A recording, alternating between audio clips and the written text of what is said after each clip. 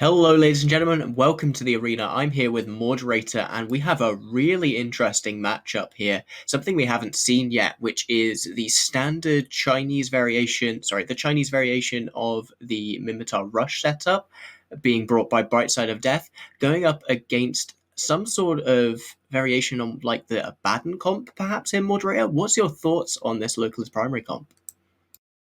Yeah, localist primary, choosing to go very heavy with those typhoons. I didn't quite get a chance to see what weapon systems they have, but also being backed up by three oracles and two mauler, going very heavy on just all-out damage here.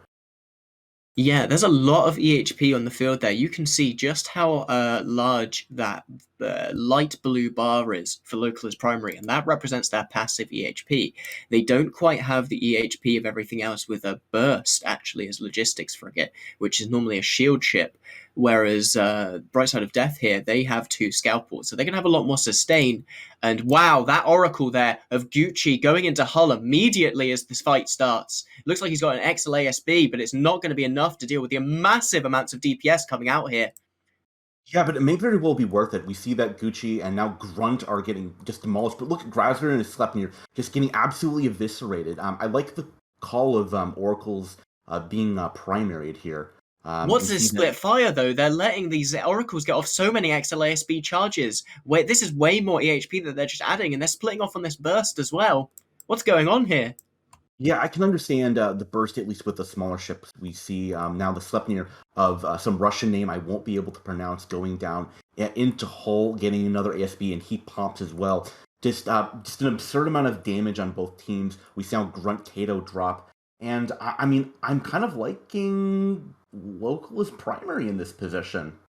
Yeah, it looks like they're doing well. They've taken two out of five of the main DPS ships off the field here for Bright Side of Death. And the thing is, though, they haven't put any pressure yet on these scalpels, and we do see newts coming out from these typhoons, so they're going to be useful later on in this match.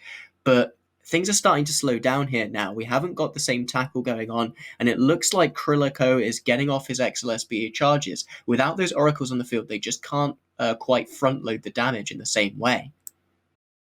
Yeah, so speaking of front-loaded damage, it seems like the Typhoons, they appear to be rapid heavy fit. So they're gonna all be on reload after having showed through those Sleipnirs. So we're going to see now some damage go onto those Spiples. And then a second here, once those heavies are reloaded, we're seeing Krilliko take an appreciable amount of damage, likely kinetic, as we see Krillik drop pretty quickly. But Major Jenkins is also getting chunked pretty hard. Yeah, and it looks like he's got an XLASB fit as well. You can see there his shield wrapping up, even though there's no burst left alive on this grid. This is going to be a race, just a flat DPS race here now that at the end of this match. The Zvipple there getting caught and killed, I think, by the Maulers somehow in the back line. Surprising given how much tackle is still left on the field there for Bright Side of Death. Maybe a miscommunication, but Major Jenkins is dropping fast. Two broadswords left on the field to take him down, though. It's going to be difficult for them to burn through the other two Typhoons in time. Well, one of the typhoons already is down into. Sorry. Yeah, I'm going to have to agree with you there. Major Jenkins, we can see his AAR being able to do quite a bit of work. I mean, two broadswords do a lot of damage, but just every so often we see another chunk of, 10-15% of armor come back for Major. Major will drop here, but I mean, two Typhoons, two Maulers is just better than two Scalpels, a Flycatcher, and two Broadswords. Even if those maulers do drop, it's going to be really difficult. I mean, two scalpels do rep a good amount, but critically, I mean, no links for either team is going to make those scalpel reps much less effective. I'm just in awe of this local as primary comp here. Like, this is reload. Wow, just sniping that scalpel off as well. That Yeah, was the almost mauler. instantaneous. Yeah, the maulers having really good presence of mind to just hit on top of scalpels and web things, and now this lap scalpel of the Vitalik Roar just burning for freedom as damaged drones are completely trying to follow after him. We see some heavy drones follow after and from those typhoons and not being able to catch up. I kind of like the call here from the broadswords going after the maulers, maybe trying to get a victory out on points, but that's not going to work anymore now that you've lost a scalpel and your other scalpel is down into hull. It's going to fall, and Metalis Bartholomew now taking a good amount of damage as Naui and Damascus Kadesh reload their heavy rapid launchers. This is great though. Like this is a reload tribal composition from Localist Primary.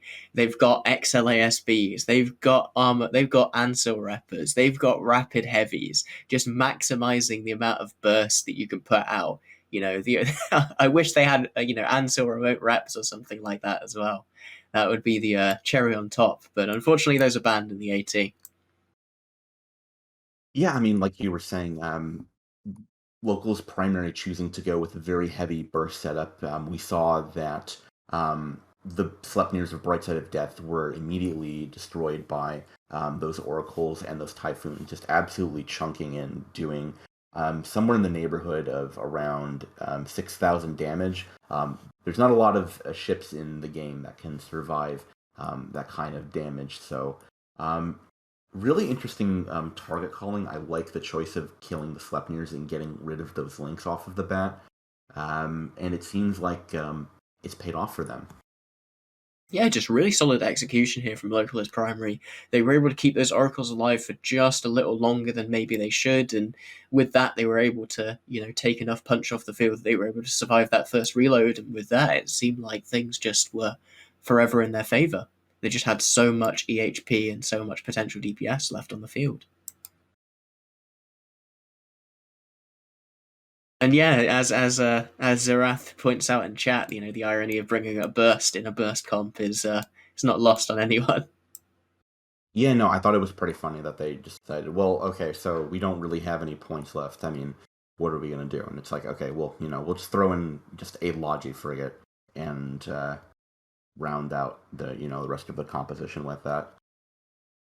Yeah, I'm interested to see if this sort of composition shows up in the actual Alliance tournament. It seems very, very risky. If your first punch doesn't work, it's something that can knock you into loser's bracket very quickly.